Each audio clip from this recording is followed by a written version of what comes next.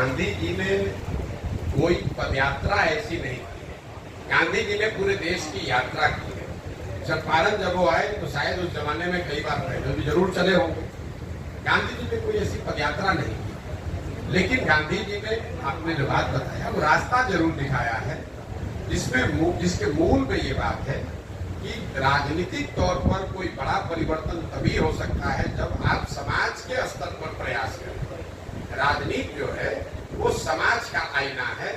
समाज से राजनीति बदल सकता है, राजनीति से समाज नहीं बदल सकता है। ये बात का सबसे बड़ा प्रमाण गांधी जी ने प्रस्तुत किया कि समाज को जगाकर, समाज को समझाकर, समाज को एक साथ लाकर आप बड़े से बड़ा राजनीतिक गोल सिद्ध कर सकते हैं। आजादी के लिए जब गांधी जी अफ्रीका से लौटकर आए तो उन्होंने ये नहीं कहा कि अंग्रेजों को यहाँ से भगाओ। उन्होंने ये कहा कि पहले स्वावलंबी बनो, पहले संगठित हो। जो आपने बात की कि जाति, ऊंच नीच, धर्म से ऊपर उठकर आप एक साथ होइए, अपने आप को उस चीज के लिए तैयार कीजिए। गांधी जी ने चंपारण में जो आंदोलन किया, चंपारण के आंदोलन से देश आजाद नहीं हुआ, लेकिन चंपारण के आंदोलन से गांधी जी ने वो हथियार दिया, सबसे बड़ा इस देश को विश्वास दिया कि ये भी एक तरीका है, सत्याग्रह भी एक तरीका है जिससे अंग्रेजी हुकूमत सल्तनत को हराया जा सकता है। और जब लोगों को विश्वास हुआ कि इस तरीके से हराया, एक बार लोगों के हाथ में हथियार मिल जाए तो खुद ही लोग अपना वो काम कर सकते हैं। तो जन स्वराज की जो भावना है, जो प्रयास है, गांधी जी तो बहुत बड़े लोग थे, लेकिन हम लोग का प्रयास है कि जातियों धर्मों में बटा हुआ, वर्गों में बटा हुआ बिहार, वहां जाकर हम लोग उनको ये बताएं, वो समझाएं कि आखिर आपकी बदहाली का कारण है क्या। क्या बिहार की बदहाली, आपकी बदहाली के लिए कोई नेता दोषी है? क्या इसके लिए कोई जाति दोषी है? क्या इसके लिए कोई दल दोषी है? मेरा अपना आकलन है, जन स्वराज की ये सोच है कि बिहार की बदहाली के लिए कोई व्यक्ति विशेष, कोई नेता, कोई जाति दोषी नहीं है। इसके लिए सामूहिक तौर पर हम सब दोषी हैं जो अपनी समस्याओं को जानते हैं। हम लोग ये भी जानते हैं कि ये समस्याओं के का कारण क्या है, हम ये भी जानते हैं कि कौन नेता क्या कर रहा है, लेकिन इन सारी समस्याओं को जानने, समझने, भोगने के बाद भी जब वोट देने जाते हैं तो इस सब बात को भूलकर जाति के आधार पर, धर्म के आधार पर, या फिर लालू जी के डर से भाजपा को और भाजपा के डर से लालू जी को वोट देते हैं। तो जन स्वराज के जो 3 उद्देश्य हैं वो इसी से जुड़ा हुआ है। पहला उद्देश्य ये है कि समाज को जाकर ये बताया जाए कि मेरे भाई, जब तक आप अपने और अपने समस्याओं, अपने बच्चों के भविष्य के लिए वोट नहीं करोगे, तब तक आप चाहे नीतीश को चुनो, लालू जी को चुनो, मोदी को चुनो, प्रशांत किशोर को चुनो, उससे आपका भला नहीं होगा। आपका भला तब होगा जब आप अपने और अपने बच्चों के लिए वोट कीजिए। वो काम कर रहे हैं गाँव गाँव घूमकर। दूसरा ये संकल्प है, अगर लोग, समाज अच्छे लोगों को चुनने के लिए तैयार हो जाए तो उनके पास अच्छे लोगों का विकल्प होना चाहिए। तो जन स्वराज का दूसरा जो संकल्प है कि समाज से अच्छे लोगों को ढूंढ कर निकाला जाए, उनको मनाया जाए, उनको प्रोत्साहित किया जाए, उनसे अनुनय विनय आग्रह किया जाए कि अगर आप बिहार को सुधारना चाहते हैं तो सिर्फ नेताओं को, व्यवस्था को गाली देने से नहीं होगा। आइए, कंधा लगाइए, पैसे की चिंता मत कीजिए, चुनाव लड़ने की चिंता मत कीजिए, वो चिंता जन स्वराज आपके लिए करेगा। लेकिन आप आइए और एक नई व्यवस्था, नया विकल्प बनाइए ताकि विकल्प के अभाव में जानते बूझते गलत आदमी को वोट न देना पड़े। और तीसरा, अगर लोग समझ जाए, अच्छे लोगों का चुनाव कर भी दे, तो भी बिहार का विकास तब तक नहीं हो सकता है जब तक बिहार के विकास के लिए एक समग्र सोची समझी योजना न हो। मैंने उस योजना के 2-3 पहलू आपको बताए कि बिहार के हर पंचायत के लिए अगले 10 साल में उसको विकसित कैसे बनाया जाएगा, वहाँ पढ़ाई की व्यवस्था, वहाँ रोजगार की व्यवस्था, वहाँ किसानों की आमदनी को कैसे बढ़ाया जाएगा, इसकी योजना बना रहे हैं। ये पूरी पदयात्रा का लक्ष्य यही 3 है। समाज को जगाना, समझाना, उनको इस बात के लिए तैयार करना कि वो अपने बच्चों के लिए वोट करें। दूसरा, उनके सामने बेहतर लोगों का विकल्प देना। और तीसरा, लोग चुनकर आए तो बिहार को सुधारने के लिए दुनिया भर के विशेषज्ञों की राय से एक ऐसी योजना बनाना जिससे बिहार का समग्र विकास हो सके। और एकमात्र लक्ष्य जो है कि अगले 10 वर्ष में बिहार देश के 10 अग्रणी राज्यों में कैसे शामिल हो, उस दिशा में प्रयास करें। प्रशांत किशोर जी 2025 का जो चुनाव है उसको कैसे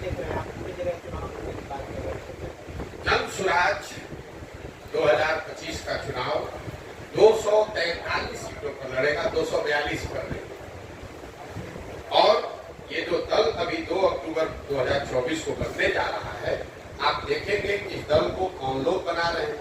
मैंने घोषणा की है कि मैं इस दल का नेता नहीं हूं, तो आप देखेंगे कि किन लोगों को चुनकर हम ये दल बनवा रहे हैं। लोग हमारे बारे में क्या जानते हैं। जो मेरा आलोचक भी है वो कहता है कि प्रशांत किशोर को और कुछ आए या न आए, चुनाव लड़ाने की समझ इस व्यक्ति को है। तो जो काम मैं पहले करता था, काम तो मैं भी वही अभी भी वही कर रहा हूँ। आपके नजर में फर्क है। आपको लग रहा है कि प्रशांत किशोर कुछ अलग कर रहे हैं, हम अलग कुछ नहीं कर रहे। हम पहले नेताओं को, दलों को सलाह देते थे कि किस तरह से संगठित हो, किस तरह से अभियान करो, कौन से प्रॉमिस करो, कैसे जनता से संपर्क करो, कैसे संगठन बनाओ, कैसे चुनाव लड़ो कि चुनाव जीतो। इसमें तो आप हमारा लोहा मानते हैं। बिहार में अभी वो दल नहीं था, तो 2 अक्टूबर को दल बन जाएगा। और प्रशांत किशोर ने जो दूसरे दलों के लिए किया है वही काम अब जनसुराज जो 2 अक्टूबर को दल बनेगा उसके लिए करेंगे। लेकिन बड़ा सवाल है, यहाँ तो जातीय समीकरण के आधार पर लोग वोट करते हैं। कहाँ पर जातीय समीकरण के आधार पर वोट नहीं पड़ता है वो बता दीजिए। आप तो पत्रकार हैं, आपका अनुभव हमसे बहुत ज्यादा है। आप मुझे बताइए कि बिहार में मोदी जी के नाम पर लोगों ने वोट दिया है या नहीं दिया? बताइए। अरे आपने सवाल किया है, कुछ बताइए तो। दिया है। आप कह रहे हैं कि बिहार में मोदी जी को वोट लोगों ने दिया, तो मोदी जी के जाति के बिहार में कितने लोग रहते हैं आप मुझे ये बता दीजिए। बिहार में 20% अल्पसंख्यक हैं, करीब करीब। ये सारे लोग, ज्यादातर लोग भाजपा के डर से लालू जी को वोट करते हैं। तो क्या ये सारे अल्पसंख्यक समाज के लोग लालू जी के जाति के लोग हैं? बिहार में एक बहुत बड़ा वर्ग है जो नीतीश कुमार को वोट देता है। वो नीतीश कुमार के जाति के लोग नहीं है, वो सिर्फ इसलिए उनको वोट देते हैं क्योंकि वो लालू जी से डरते हैं या लालू जी को वोट नहीं दे सकते। इतना सरलीकरण जो आप कर रहे हैं कि बिहार में हर वोट जाति पर पड़ता है, ऐसी बात है। समाज में जाति एक बड़ी सच्चाई है। जाति को समझना और जाति की महत्ता को राजनीति में समझना वो एक बात है। जाति एक फैक्टर है, एकमात्र फैक्टर नहीं। अगर एकमात्र फैक्टर होती तो जिस जाति के लोग एक बार जीत कर आ गए वो तो कभी चुनाव ही नहीं हारते। आप लोग बिहार में MY समीकरण का रोज बात करते हैं कि लालू जी की ताकत है MY समीकरण। मेरे भाई, जब MY समीकरण था आपकी समझ से, तो आप मुझे बताइए बिहार में लालू जी को 54 में 53 MP, तब बिहार झारखंड एक था, 54 में 53 MP जीत कर आया था। आज वही लालू जी को 2-4 सांसद भी नहीं जीत रहे हैं। तो आपका क्या मानना है कि क्या मुस्लिम और यादव समाज के लोग बिहार छोड़कर चले गए हैं? अभी आपके बगल के जिला पूर्णिया में चुनाव हुआ, वहां पर लोग बताते हैं कि मुस्लिम और यादव समाज के 3-4 लाख से ज्यादा वोटर हैं और राजद के उम्मीदवार को 30,000 लोकसभा में वोट आया। तो MY समीकरण वहां कहाँ गया? क्या सारे यादव समाज के लोग पूर्णिया छोड़कर चले गए? आप कहिएगा कि नहीं, वो तो पप्पू यादव खड़े थे, उनको दे दिया। तो चलिए अभी रुपौली का उदाहरण ले लीजिए। रुपौली में तो कोई यादव कैंडिडेट नहीं खड़ा था, कोई मुसलमान कैंडिडेट नहीं खड़ा था। कायदे से आपकी जो समझ है उसके हिसाब से तो MY के लोगों को बीमा भारती को वोट देना चाहिए था। और बीमा भारती के अपने जाति के वहां करीब 50,000 लोग रहते हैं, तो 50,000 लोग हुए बीमा भारती के जाति के, 40-45,000 लोग हुए वहां मुसलमान और करीब 15,000 हुए यादव। तीनों आप कहे कि सब जाति पर वोट दे रहा है, बीमा भारती को कुल वोट आया 30,000। जो कलाधर मंडल हारे, आप बता रहे सारा अति पिछड़ा नीतीश जी के साथ है, तो 80,000 वहां करीब करीब गौता समाज का वोट है, गौता घानू कुर्मी का, और कलाधर मंडल को 40,000 वोट आया, वो भी चुनाव हारे। अगर हर आदमी जाति पर ही वोट दे रहा है तो ये लोग चुनाव हारे कैसे, ये बता दीजिए भाई। जाति एक सच्चाई है, एक पहलू है, जाति एकमात्र पहलू नहीं है, इतना आसान मत बताइए। और दूसरा, आप बिहार के शहरी नागरिक हैं, इस नाते आपको सुझाव दे रहा हूँ सबको। ये बात जो आपके दिमाग में बैठा दी गई है कि बिहार में हर आदमी जाति पर वोट दे रहा है, और आप लोग भी जो रोज ये गाना गाते रहते हैं, इससे बड़ा बिहार का दुर्भाग्य कुछ हो नहीं सकता है। आप मुझे बताइए कि क्या गुजरात में जाति पर वोट नहीं पड़ता है? खाम थ्योरी आज से 20 साल पहले से क्षत्रिय, हरिजन, आदिवासी, मुसलमान को इस्तेमाल करके कांग्रेस गुजरात में जीतती है। क्या खाम थ्योरी बिहार का है? लिंगायत कोकालिका कर्नाटक में है कि बिहार में है? कम्मा रेड्डी काकू आंध्रा में है कि बिहार में? आप तो कभी नहीं बात करते हैं कि कर्नाटक में विकास नहीं हो रहा है क्योंकि वहां कोकालिका और लिंगायत जाति के आधार पर वोट देते हैं। यूपी में जाति पर वोट नहीं हो रहा है, लेकिन हमने ये ढिंढोरा पीट दिया है कि बिहार में सब हम लोग इसलिए पिछड़े हैं कि जाति पर वोट पड़ रहा है। नीतीश कुमार के जाति के कितने लोग बिहार में रहते हैं? नीतीश बाबू के जाति के कितने लोग बिहार में रहते हैं? 2%, 3%, 4%, 5%। 18 वर्ष से वो मुख्यमंत्री कैसे हैं?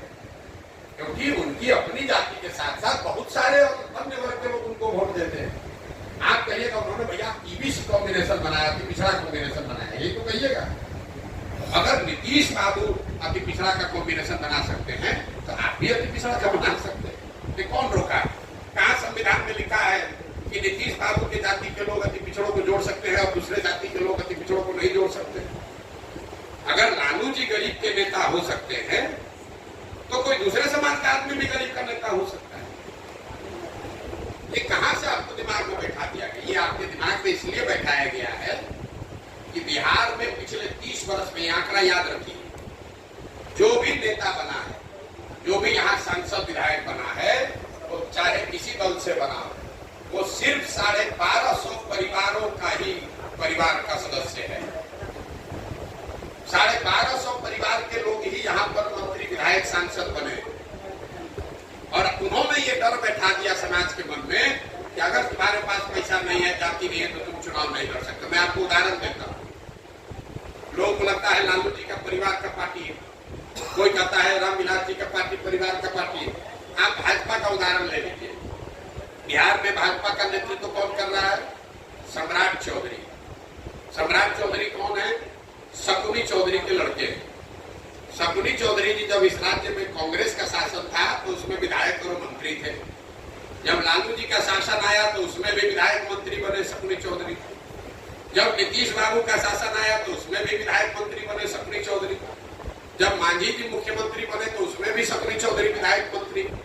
और आज जब भाजपा को राजनीति करना है तो उसको भी और कोई कुशवाहा नहीं मिला, शकुनी चौधरी का लड़का ही मिला।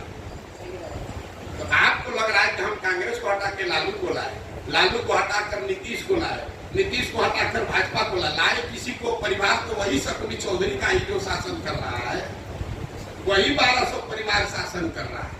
आप अपने मधेपुरा के हर विधानसभा को देख लीजिए, कोई ऐसा विधानसभा नहीं है जो 3, 4, 5 परिवारों के बाहर गया हो। उसी परिवार के लोग अलग अलग झंडा और दल लेकर आपको हमको बेवकूफ बनाकर वोट लेता रहता है। जनता कहती है इस बार लालू जी को सबक सिखा देंगे, नीतीश को देंगे, तो वही उसके आदमी को फिर जाके दे देते। ये समस्या है, आप बात को समझिए।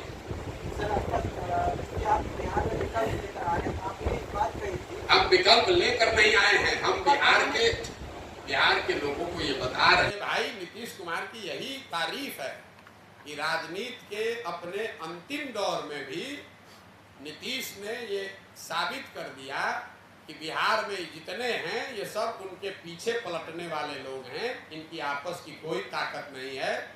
हम तो इसीलिए कह रहे हैं कि भाजपा को अगर दम है, कैमरे पर कह, तो नीतीश कुमार को अपना मुख्यमंत्री का चेहरा घोषित करे कि 25 में जीतने के बाद नीतीश बाबू मुख्यमंत्री बनेंगे। आप देखिए, अगर दम है तो घोषित करके दिखा देगा। आप सम्राट चौधरी को या जो भी भाजपा का यहाँ नेता है उससे जरा पूछिए कि सर 25 के बाद मुख्यमंत्री का चेहरा कौन होगा। सम्राट चौधरी ने तो कहा है कि नीतीश के नेतृत्व में चुनाव लड़ेंगे। तो कह के भाई लड़के देख ले, पता चल जाएगा। नीतीश जी तो जैसे पलट के सबको पलटू राम बना दिए, वैसे अपने डूबेंगे, साथ साथ भाजपा को भी लेके पूरा ही डूब जाएंगे। सम्राट चौधरी में दम नहीं है उठाने का, अभी मुरेठा खुला है ना, सब खुल जाएगा। नीतीश को नहीं जानते, नीतीश बाबू को हमसे ज्यादा बहुत लोग नहीं जानते हैं बिहार में। सम्राट चौधरी जैसे 10 आदमी को नीतीश कुमार डुबाने की क्षमता रखते हैं, जाते जाते डुबा के जाएंगे। मुरेठा खुलवा दिए ना उनका, मुरेठा भी खुल गया, इज्जत गई सो अलग, विश्वास प्रतिष्ठा गया सो अलग। अब नीतीश का जूनियर बन के झोला लेके घूम रहे हैं। तेजस्वी को भी उन्होंने दिखा दिया। जिस तेजस्वी ने नीतीश को पलटू चाचा कहा, उसी तेजस्वी को अपने साथ लाकर अपना कसीबे कसवाया कि नीतीश कुमार ही सबसे अच्छा है। उसके बाद 15 महीना गाली दिए सम्राट चौधरी और भाजपाई, तब भाजपाइयों को भी खड़ा करके कह रहे कि अब हमारा गुणगान करो, चाहे हमको याद कुछ रहे चाहे न रहे, हमारा गुणगान तुम लोग करते रहो। ये नीतीश कुमार की राजनीति की ताकत है। बाकी उनको संगठन नहीं है, वोट नहीं है, लेकिन ये समझदारी नीतीश कुमार की बहुत ज्यादा है। चलिए बहुत